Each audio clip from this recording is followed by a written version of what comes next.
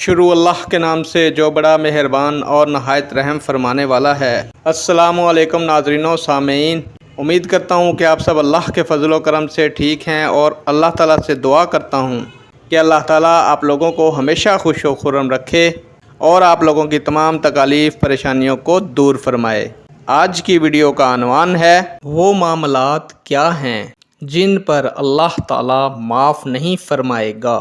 امید کروں گا کہ یہ معلومات آپ کے علم میں اضافہ فرمائے گی اور آپ اس معلومات کو شیئر کریں گے، چینل کو سبسکرائب کریں گے تاکہ دوسرے لوگ بھی اس معلومات سے مستفید ہو سکیں۔